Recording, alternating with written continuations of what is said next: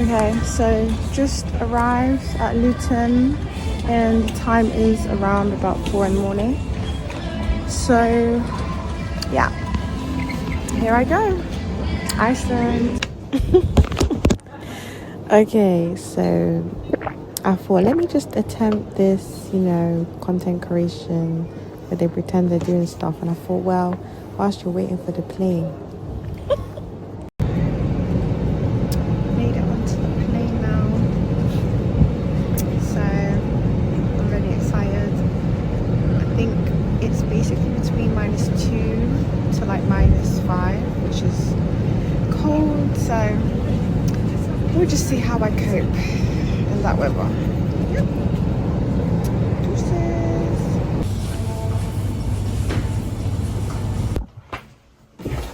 So, officially arrived in an airport, so I've got to drive to Reykjavik.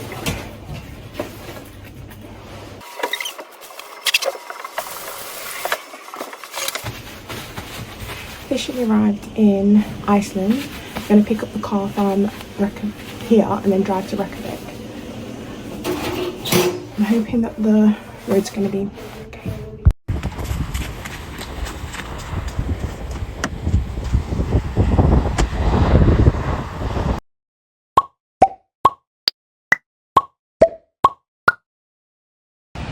Okay, so officially I'm in Reykjavik.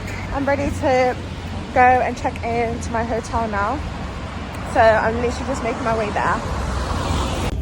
Okay, so just got in, checked into the hotel now with the keys, ready to go to our room. We got an upgrade and it's actually amazing. I had the pleasure of staying at the Hotel Edition in Reykjavik in their Superior King guest room. The hotel is a luxurious 5-star stay, and I can say it was definitely worth the price tag of 191,298 Icelandic krona for 3 nights. The hotel also charges a holding deposit upon arrival, which is returned after checking out a couple of working days later. Be aware of this. Now, let's talk about the facilities. Let's dive into the perks. Enjoy free daily Wi-Fi to stay connected, and if you're driving, valet parking is available for 6,500 Icelandic krona. Or, like me, opt for cheaper street parking. But wait, there's more. Indulge in the culinary delights of Tide's restaurant, Tolt, lobby bar, and the roof with a 7,000 Icelandic krona food and beverage credit per day. It has a spa to unwind, a gym to stay active, and not 1, but 2 bars, lounges to sip and socialize. So if you're looking for a luxury stay, this would be the hotel.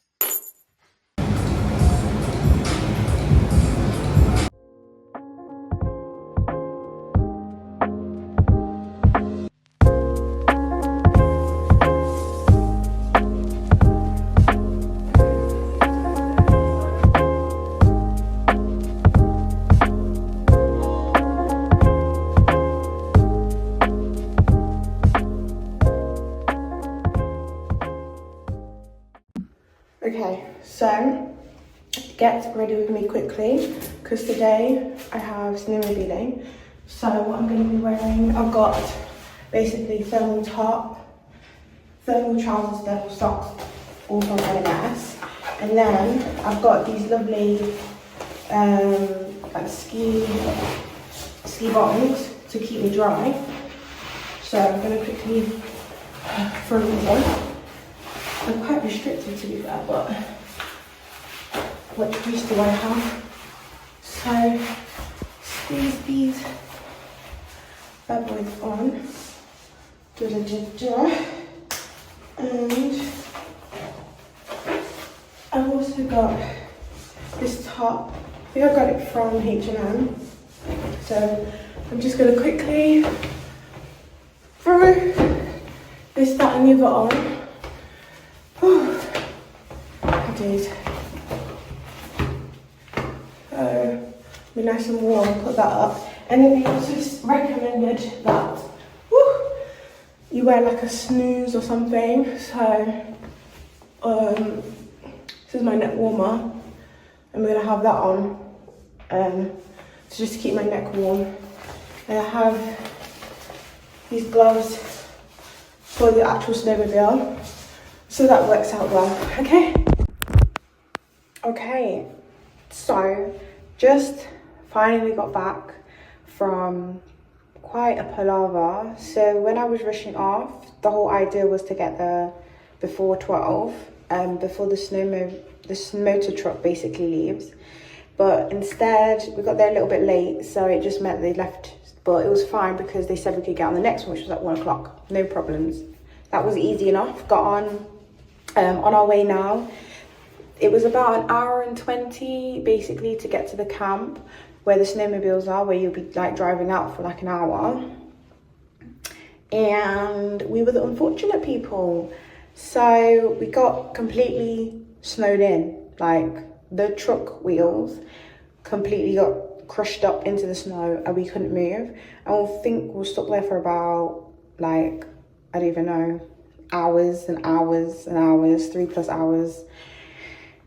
To the point where we're like, when we finally get pulled out, we can go back. And in between this timing, there was like, you know, people shoveling the snow out the way didn't work, pulling the truck didn't work, the rope to pull the truck ended up snapping.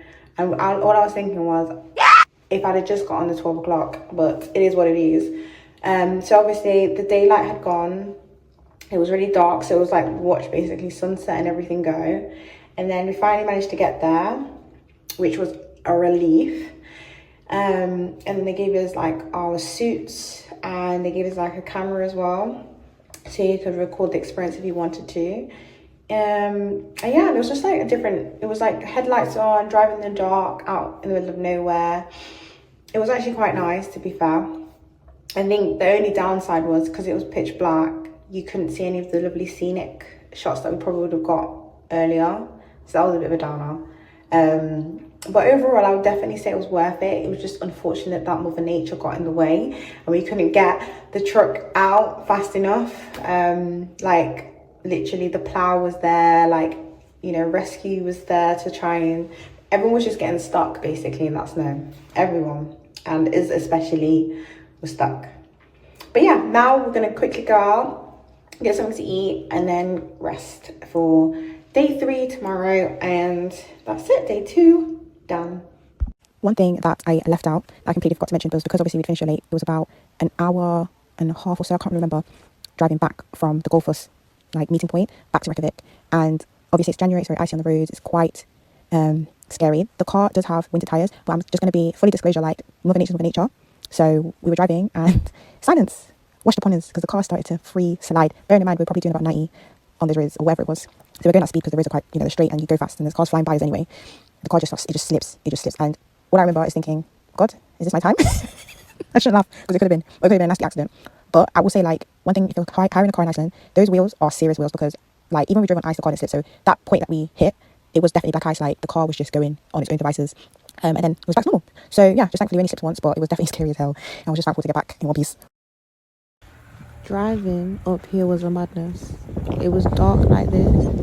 The road was very unclear. Let me see. This is the road. This is the road that life almost collected us. There was a part, I didn't even capture it. There was a part where there was mist across the road, like fog, thick fog. And the car just a boo-doo, boo-doo, boo-doo, boo-doo, boo-doo, boo-doo. It was a madness. But we arrived safely. And this is the entrance basically. But it was so mad. I didn't capture that on camera because that was a wildness. Yeah. Anyway. So currently in the Blue Lagoon on Sunday, the day before my birthday. An apple cider. I've seen loads of reviews online and they're always saying that this place is the ghetto, but it's not. I think it's the time you go. If you go when it's really busy and packed full of people, you're not going to be able to really enjoy the experience, in my opinion, so far. Got the silicone mask on now. I'm going to get on for 10 minutes.